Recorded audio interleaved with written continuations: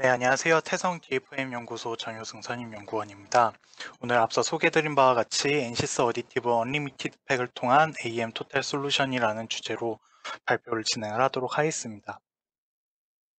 우선 NCS 어디티브 토탈 언리미티드 팩이란 무엇인지 먼저 소개를 드리고요. 그리고 NCS 어디티브 언리미티드 팩에 있는 적층 공정에 대한 토탈 프로세스 해석 방법에 대해서 자세하게 설명을 드리도록 하겠습니다.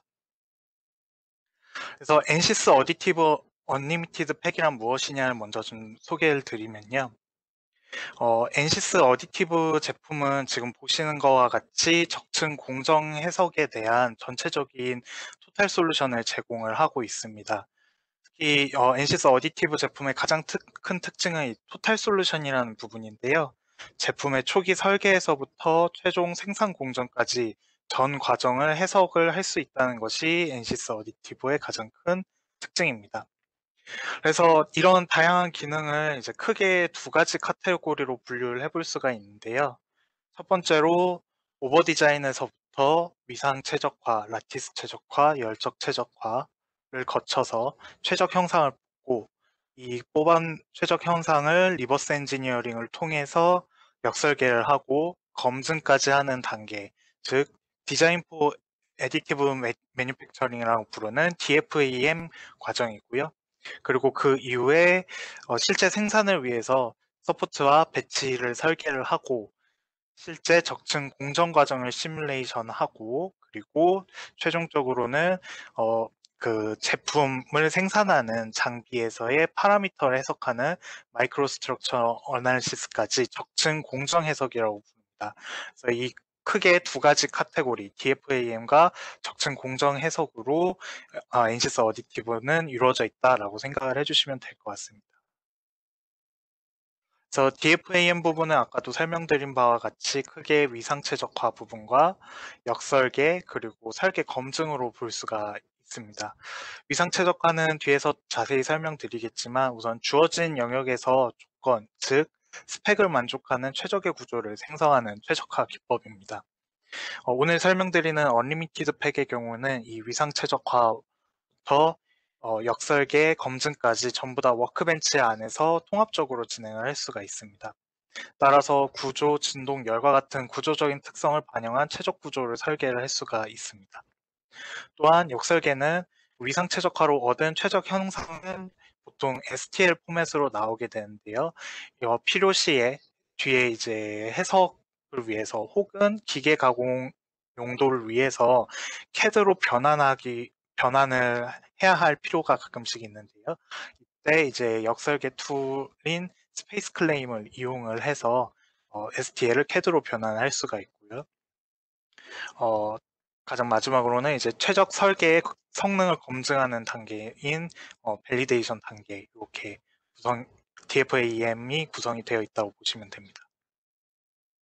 그리고 적층 공정 해석의 솔루션은 크게 아까도 말씀드린 바와 같이 배치와 서포트를 최적화하는 툴인 어디티브 프랩과 AM 공정 해석을 진행하는 물론 이것도 워크벤치 안에서 수행을 할 수가 있습니다. 그래서 워크벤치 어디티브라는 툴 그리고 장비 파라미터를 해석을 하는 마이크로 스트럭처 어나리시스 툴인 NCS 어디티브 사이언스로 구성이 되어 있습니다. 어, 그래서 NCS에서는 저희가 밸류 팩과 언리미티드 팩이라는 두 가지 패키지를 제안을 드리고 있습니다. 그러면은 그 두 가지 패키지는 과연 어떤 차이가 있는지 좀 잠깐 설명을 드리면요. 우선 가장 큰 차이는 각 단계별로 사용하는 소프트웨어 제품이 다릅니다. 우선 그 차이를 알기 위해서 밸류팩을 잠깐 살펴보면은 밸류팩의 경우는 이 DFAM 솔루션에는 전부 다 워크벤치가 아닌 설계자용 해석 툴인 디스커버리 라이브를 이용을 하게 됩니다. 그리고 적층 공정을 해석하는 단계에서는 어디티브 프린트라는 제품을 사용을 합니다. 그래서 어디티브 밸류팩의 가장 큰 특징은 적층 공정에 필요한 핵심적인 해석만 빠르고 쉽게 구현이 가능하다는 점에 있습니다. 어, 이 밸류팩에 대한 자세한 설명은요, 지난 2월에 진행되었던 열린 세미나를 참조를 좀 부탁드리도록 하겠습니다. 언리미티드 팩은 그렇다면은 어떤 제품으로 구성이 되어 있냐? 크게 엔시스 메카니컬 제품과 어디티브 스위트 두 가지 제품으로 이루어져 있습니다. 그래서 엔시스 메카니컬을 이용을 해서 구조, 진동, 열 조건을 반영한 위상 최적화부터 다양한 구조 조건과 충돌, 진동 해석을 통한 검증, 그리고 라티스 구조 해석을 위한 매테리얼 디자이너부터 라티스 옵티마이제이션, 그리고 뭐 위상 최적화에 특히 이제 오버행 제약 조건을 걸어서 이제 최적 형상을 뽑아낼 수 있다는 특징이 있고요. 어디티브 스위트 제품을 이용해서는 공정 시뮬레이션인 워크벤치 어디티브와 빌드 어, 그 워크벤치 어디티브에서 빌드 공정 해석 결과를 이제 다시 워크벤치에서 또 다른 해석으로 커플링해서 열 처리 과정을 해석한다던가 혹은 컷오프 과정을 해석을 할 수가 있고 그 외 다양한 전문적인 조건을 설정하고 결과를 보실 수가 있습니다. 거기에서 또 추가적으로 어디티브 사이언스라는 제품이 어디티브 스위트에 포함이 되어 있습니다. 그래서 공정 파라미터별로 나타나는 제품의 이제 멜트풀과 포로시티와 마이크로 스트럭처를 분석을 할 수 있다는 특징이 있습니다. 그래서 지금 이 그림을 보시면 한국생산기술연구원에서 실제로 저희 엔시스 어디티브 언리미티드 팩을 이용을 해서 컨포먼 쿨링 금형을 설계한 사례인데요.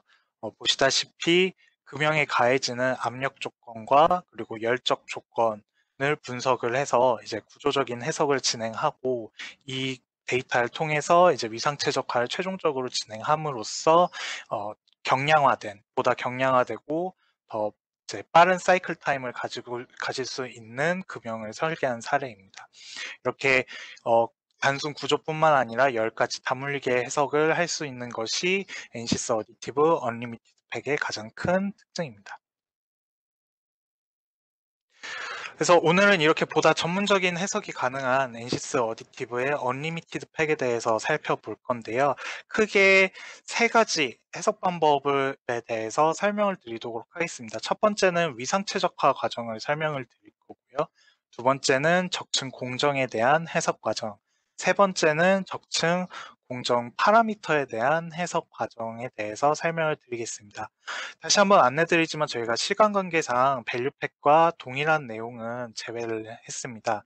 그래서 관심 있으신 분께서는 저희 ETSNE 홈페이지에 올라온 밸류팩에 대한 지난 세미나 자료를 참고 부탁드리겠습니다. 우선 적층 제조의 설계부터 제조까지 순서대로 저희가 알아볼 건데요. 그래서 아까 세 가지 중에 위상 최적화가 거의 이제 첫 부분에 나와 있어서 가장 먼저 이제 설명을 드릴 겁니다. 우선 전체 과정을 잠깐 리뷰를 드리자면은 어, 최초의 어떤 제품에 대한 스펙이 선정이 되겠죠. 그 스펙이 선정이 되고 나서 실제 위상 최적화를 들어가기 전에 어, 위상 최적화가 이루어질 영역을 설정하는 오버 디자인 단계가 있습니다. 요거는 최적 형상이 만들어질 수 있는 설계 영역을 만들어주는 과정이라고 생각을 해주시면 됩니다. 그 이후에 실제로 이제 위상 최적화가 진행이 될 거고요. 그 다음에 역설계, 검증 순으로 차례대로 이제 DFM 과정이 이루어지게 됩니다. 그래서 위상 최적화를 잠깐 설명드리기 위해서 구조 최적 설계의 종류를 잠깐 설명을 드리면요. 저희가 지금 보시는 그림과 같이 어떤 벽에 고정되어 있는 총 5개의 멤버로 이루어지고 하중을 받고 있는 구조를 최적화한다고 했을 때 어떤 최적 기법이 있는지 잠깐 살펴보겠습니다. 우선 가장 첫 번째 방법은 저희가 CAD 도면상에 파라메트릭화된 도면의 어떤 치수, 즉 사이즈를 조절을 하는 최적화 방법인 치수 최적화 방식이 있습니다.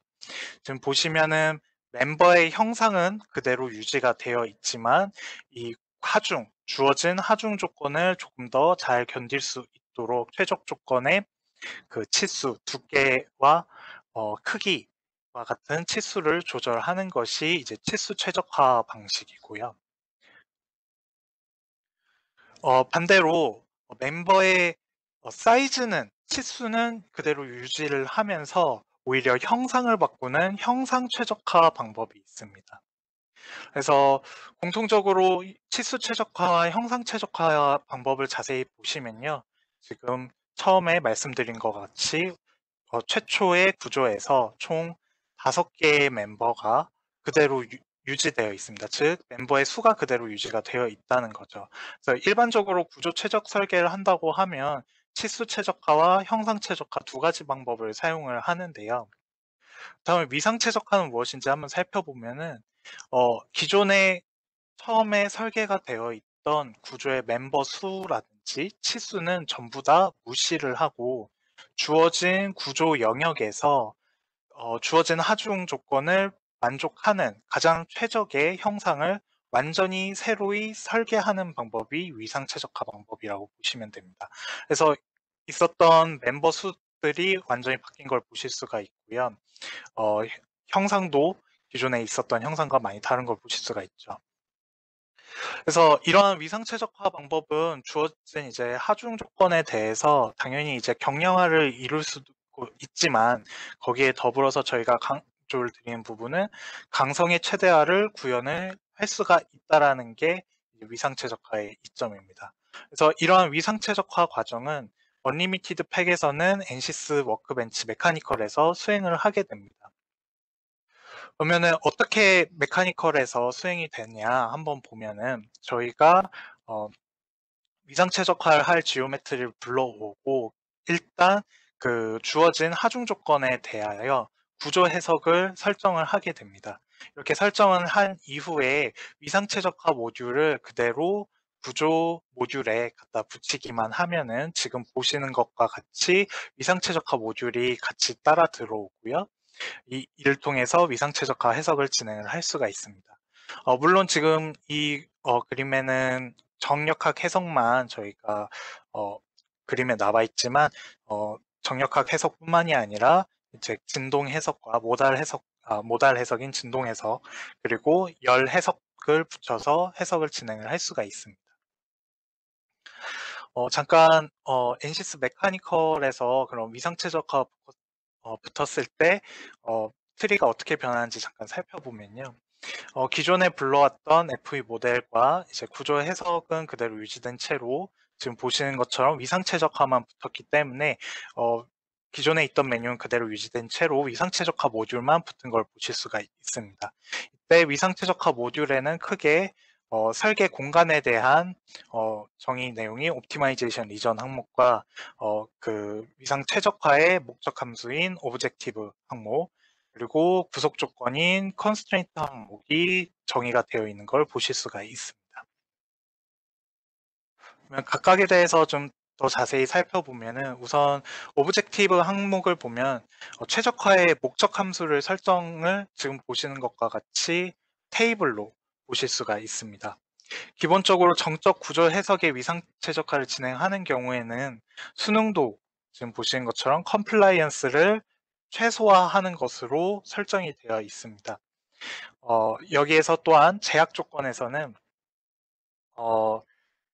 기본적으로 리스폰스 컨스트레인트라고 하는 어떤 볼륨값 퍼센트도 같이 들어오게 됩니다. 즉, 리스폰스 컨스트레인트에서 볼륨이 정의가 되어 있고 목적 함수에서는 수능도를 최소화하는 방향으로 가기 때문에 목표 퍼센트의 질량을 가지고 강성이 최대화된 형상을 도출하는 것으로 최적 위상 최적화가 기본적으로 설정이 되어 있습니다. 그 외에 보시는 것처럼 제약 조건에는 응력부터 고유진동수, 변형량, 반력, 무게중심, 관성 모멘트와 같은 제약 조건을 더 추가를 할 수가 있고요. 따라서 다양한 상황을 고려한 최적 형상을 도출을 하실 수가 있습니다. 그리고 최적화 영역의 설정 부분을 잠시 보시면 옵티마이제이션 리전이라는 항목은 최적화가 이루어질 형상을 정의하는 항목이고요. 여기에서 보시면 최적화 디자인 리전을 선정을 합니다. 즉 최적화가 이루어질 영역을 먼저 지정을 하고 그리고 제외 영역을 지정을 하게 됩니다. 기본적으로 불러온 파트나 어셈블리에서 반드시 형상을 지켜야 하는 부분이 있을 텐데요. 그런 부분을 익스클루전 리전에 설정을 해서 최적화해서 배제를 시킬 수가 있습니다. 기본적으로 경계 조건이 가해지는 부분에는 익스클루전 리전이 설정이 지금 보시는 것처럼 설정이 되어 있습니다. 그리고 추가적으로 제조 상황에 맞도록 제조 제약 조건을 설정을 할 수가 있습니다. 그 항목이 지금 보시는 Manufacturing Constraint 항목인데요.